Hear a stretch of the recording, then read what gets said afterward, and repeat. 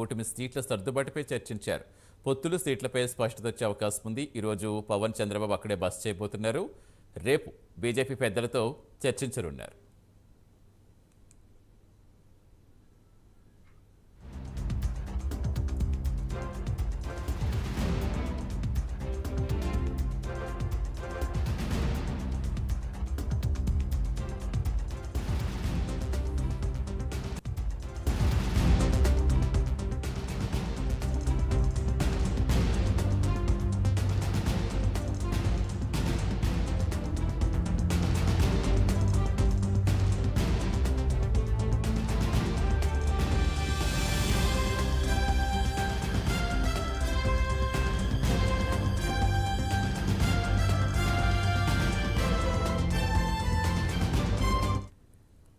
మరింత సమాచారం ఇచ్చేందుకు మా కరెస్పాండెంట్ రాజేష్ రాజేష్, ఇంకా సమావేశం కొనసాగుతుందా?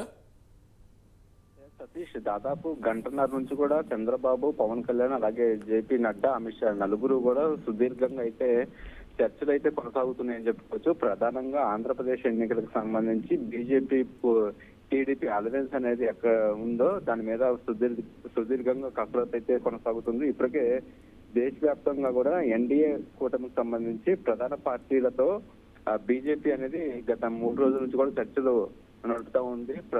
పంజాబ్ సంబంధించి కావచ్చు, అలాగే ఎన్డీఏ కూటమితో కలిసి వచ్చే పార్టీల్లో ఏ పార్టీలు అనేది తమతో గతంలో కలిసి ఉన్నాయి, అలాగే ఇప్పుడు ఎన్డీఏ కూటమిలో కలిసి ఉండడానికి సంబంధించి ఏ పార్టీలు ఆసక్తి చూపుతున్నాయి, ఈ అంశాలు మొత్తం కూడా చూసుకొని బీజేపీ కోర్ కమిటీ ఎన్నికల కమిషన్ అనేది కూడా 3 రోజుల నుంచి కూడా సుదీర్ఘంగా అయితే అన్ని రాజకీయ పార్టీలతో చర్చలు అయితే జరుపుతున్నాయి. అందులో భాగంగానే ఇవాళ ఆంధ్రప్రదేశ్ కు సంబంధించి టీడీపీ అలాగే జనసేన అధినేత పవన్ కళ్యాణ్ ఈ 2 పార్టీ అధ్యక్షులకు కూడా పిలుపొచ్చింది. ప్రధానంగా 2వ జాబితాకు సంబంధించి ఆంధ్రప్రదేశ్ లో పార్లమెంటు స్థానాలు ప్రకటించాలని ఇప్పటికే బీజేపీ డిసైడ్ అయింది. మొదటి విడతలో తెలంగాణలో ప్రకటించినప్పటికీ కూడా ఆంధ్రప్రదేశ్ లో కొంత హోల్డ్ లో పెట్టింది. అయితే ఆంధ్రప్రదేశ్ లో ఎన్డీఏ కూటమిలోకి టీడీపీకి రావడం కన్ఫర్మ్ అయిన నేపథ్యంలో పార్లమెంట్ స్థానాల మీద ఒక క్లారిటీ వచ్చిన తర్వాత 2వ విడతలో కూడా పార్లమెంట్ స్థానాలు ప్రకటించాలని ఇప్పటికే బీజేపీ డిసైడ్ అయింది. అందులో భాగంగానే పవన్ కళ్యాణ్, అలాగే చంద్రబాబు, జేపీ నడ్డా, అమిత్ షా ఈ నలుగురు కూడా సుదీర్ఘంగా చర్చలు అయితే జరుపుతున్నాయి. 5 నుంచి 6 పార్లమెంట్ స్థానాలు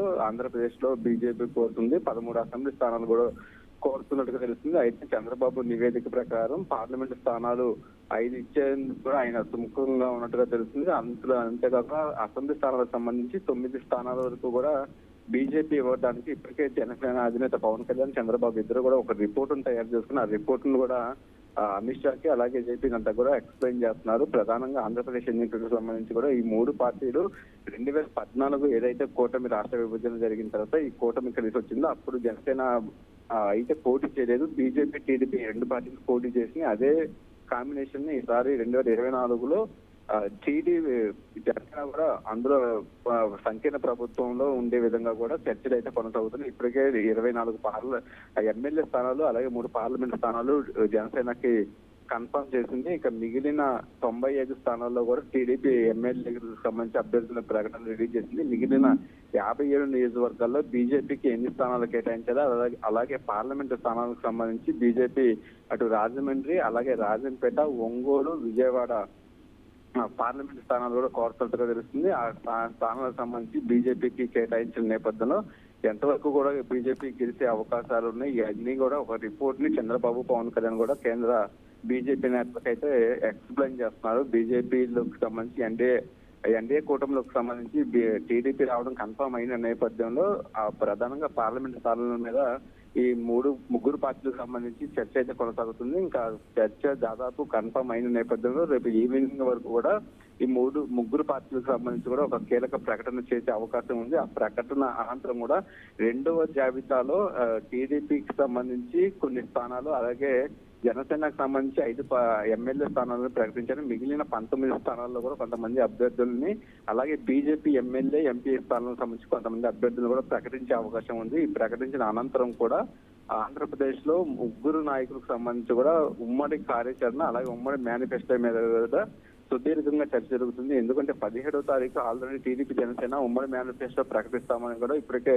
క్లారిటీ ఇచ్చిన నేపథ్యంలో బీజేపీకి సంబంధించిన కొన్ని మేనిఫెస్టోలో చేర్చవలసిన అంశాలను కూడా ఈ నాయకులతో అయితే చంద్రబాబు, పవన్ కళ్యాణ్ చర్చిస్తున్నారు. ఇప్పటికే షణ్ముఖ వ్యూహంతో పవన్ కళ్యాణ్ ముందుకు వెళ్తున్నారు. అలాగే భవిష్యత్ గ్యారెంటీతో కూడా చంద్రబాబు మినీ మేనిఫెస్టోని రిలీజ్ చేశారు. ఇక బీసీలకు సంబంధించి డిక్లరేషన్ కన్ఫర్మ్ అయింది. 10 అంశాలను కూడా బీజేపీ బీసీలకు సంబంధించి కూడా కొంత లబ్ధి చేకూరే విధంగా కూడా బీసీ డిక్లరేషన్ చేసిన నేపథ్యంలో ఈ అంశాలను మొత్తం కూడా పరిగణనలో తీసుకున్న తర్వాత ఆంధ్రప్రదేశ్ లో ప్రధానంగా రైతులు, మహిళలు, యువకులకు సంబంధించి 3 వర్గాలకు సంబంధించి కూడా ప్రధానంగా మేనిఫెస్టో అనేది కూడా రూపకల్పన జరుగుతుందని చెప్పుకోవచ్చు. దానితో పాటు వచ్చే ఎన్నికల్లో ఈ 3 పార్టీలకు సంబంధించిన ప్రధాన నాయకులు ఉమ్మడిగా కూడా పర్యటన చేసే విధంగా కూడా ఒక రూట్ మ్యాప్ అయితే సిద్ధం అవుతుందని చెప్పుకోవచ్చు. ఎందుకంటే ఇప్పటికే టీడీపీ, జనసేన ఈ 2 పార్టీలకు సంబంధించిన నాయకులు అయితే పూర్తిగా కూడా ఆంధ్రప్రదేశ్ లో పర్యటనలు అయితే కొనసాగుతుంది. ఇంకా బీజేపీకి సంబంధించి కూడా ఎన్డీఏ కూటమిలో టీడీపీని చేర్చుకుంటున్న నేపథ్యంలో ఈ 3 నాయకులు కూడా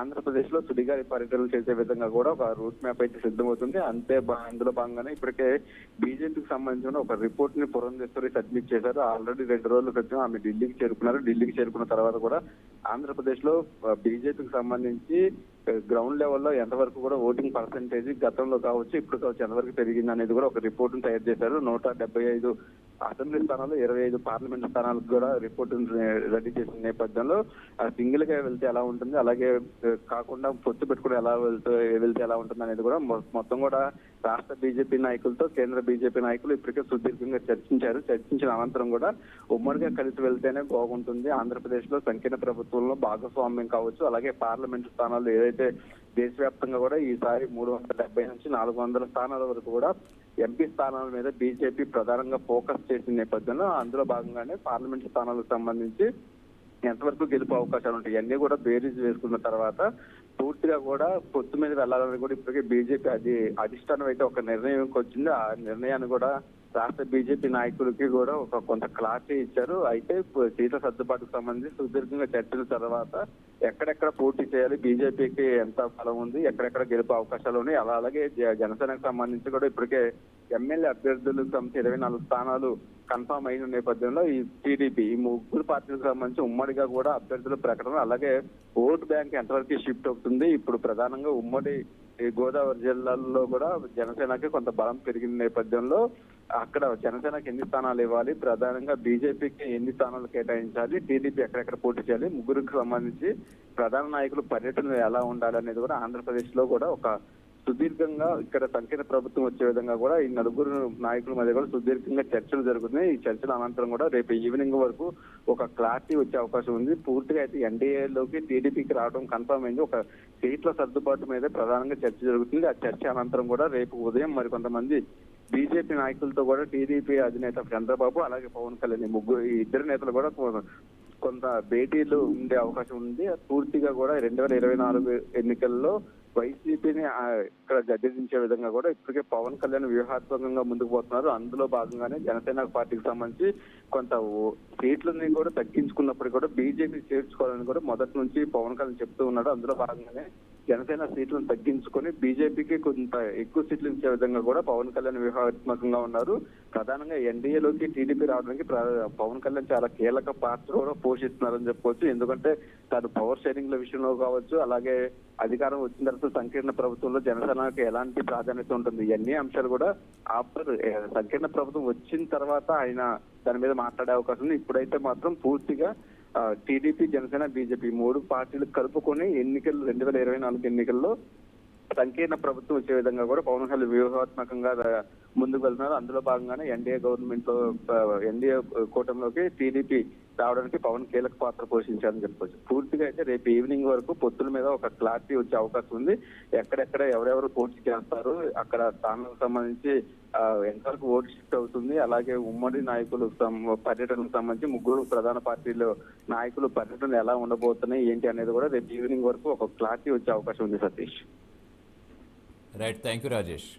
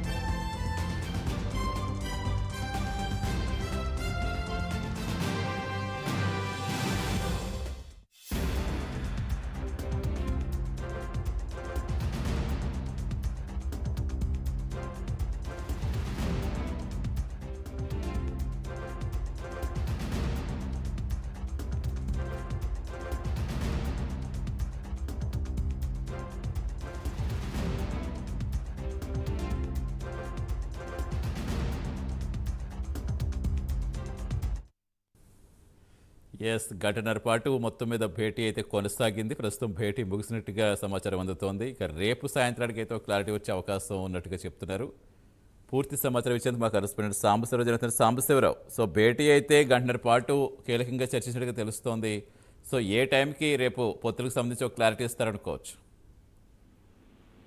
అదే సతీష్, మనం చూస్తా ఉన్నాం ఏదైతే జనసేన, టీడీపీ, బీజేపీ సంబంధించి మూడు పార్టీలకు సంబంధించి కూడా ఇప్పటి వరకు అంటే సుమారు గంట పైచిలకే టైం కూడా ఇరువురు మధ్యన కూడా ఈ పొత్తులకు సంబంధించి క్లారిటీకి వచ్చేటువంటి అవకాశానికి అయితే రావడం జరిగింది. మొత్తం మీద ఏదైతే ఇక్కడ ఉన్నటువంటి సాధ్యాల ప్రకారం ఇప్పుడు ఉన్నటువంటి సీట్లలోనే సర్దుబాటు చేయాలి కాబట్టి ఆ యొక్క సీట్లని ఉన్నటువంటి విషయాలు ఏదైతే గతంలో బీజేపీ గెలిచిందో ఆ సీట్లను మొత్తం కూడా తనకు కావాలంటూ అడగడం, అదేవిధంగా మరి కొన్ని ఎక్కువ సీట్లను కూడా అడగడంతో ఏదైతే గతంలో గెలిచినటువంటి సీట్ల విషయం వరకైతే ఓకే, కానీ అంతకుమించి ఎక్కువ ఇవ్వాల్సిన పరిస్థితుల్లో కొద్దిగా ఆచితూచి అడుగు ముందుకేసిన పరిస్థితి రావడంతో ఏదైతే చివరి దాకా వచ్చినటువంటి పరిస్థితి కొద్దిగా రేపు కూడా మాట్లాడితే కానీ ఈ యొక్క సమస్య కొలుసుకొచ్చేదానికి కనబడుతుంది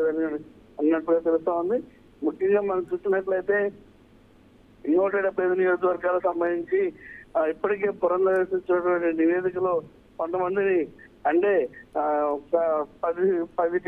10 అసెంబ్లీ స్థానాలు లోపడే ప్రకటన అయితే చేయాల్సినటువంటి పరిస్థితి వచ్చేటంతో వారికి సంబంధించి గట్టిగానే కసరత్తు చేసి సరైన అభ్యర్థులను నిలబెట్టుకోవాలి కాబట్టి మంచి స్థానాలు తీసుకుని గెలుపుకి దగ్గరగా ముందుకు పోవాలని ఆశపడి బీజేపీ కూడా ఉండడంతో ఈ విషయాన్ని మరి కొంతమంది పెద్దలతో ఢిల్లీ పెద్దలతో కూడా మాట్లాడాలి కాబట్టి వారితో కూడా చర్చించిన తర్వాత ఏ స్థానాలకైతే ఓకే అనే అంశాలపైన కూడా రేపొద్దున మరి ఈ అంటే బీజేపీ, టీడీపీ, జనసేన మళ్ళీ ఈ మూడు పార్టీలకు సంబంధించిన వారు మరలా రేపు కూడా కొద్దిగా కూర్చుంటే కానీ రేపు మధ్యాహ్నము లేదంటే రేపు సాయంత్రానికి ఈ సమస్య అయితే పూర్తిగా కొనుక్కొచ్చేదట్లేదు.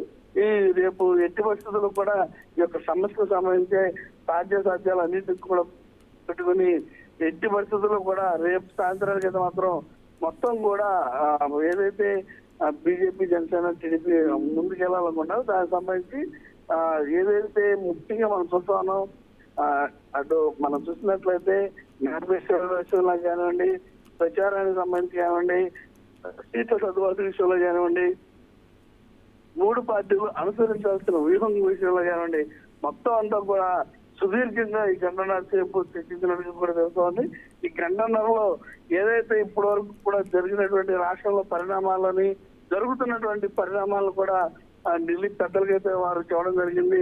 ముఖ్యంగా మనం చూసినట్లయితే జగన్ సర్కార్ చేస్తున్నటువంటి ఈ యొక్క ఏదైతే ఇతర పార్టీలు అంటే జనసేన కావచ్చు, టీడీపీ కావచ్చు, మరి ఇతర ఏ పార్టీలు అయినా సరే రోడ్డెక్కి ప్రభుత్వానికి వ్యతిరేకంగా ఏది మాట్లాడినా సరే అరెస్ట్ చేయడాలు, ఇతర అంశాలపైన కూడా ఇలా జరుగుతుంది కాబట్టి కలిసి పోరాటం చేయాలి, ఏదైతే జగన్ ప్రభుత్వాన్ని పడేయాలనే ఆలోచనతో ముందుకెళ్లాలనే అంశాలన్నింటినీ కూడా వారు అమిత్ షా తోటి మరియు నడ్డాతో వివరించడంతో మొత్తం ఈ ఎపిసోడ్ సంబంధించి మొత్తం కూడా రేపు సాయంత్రం వరకు మనం చూసినట్లయితే మరికొంతమంది ఢిల్లీ పెద్దలతో సమావేశాలు అవడం, అదేవిధంగా సీట్లకు సంబంధించి ఒక క్లారిటీ మాత్రం వచ్చేటువంటి అవకాశం అయితే కనిపిస్తోంది. ఈ అంశాలన్నిటికీ కూడా శ్రద్ధగా ఉన్నటువంటి అమిత్ షా నడ్డా కూడా మరి రేపు సాయంత్రానికి ఎటువంటి చర్యలు నరేంద్ర మోడీతో ఏ విధంగా మాట్లాడి చర్యలు తీసుకుంటారనేది కూడా చూడాల్సినటువంటి పరిస్థితి. Right, thank you Sambasivarao.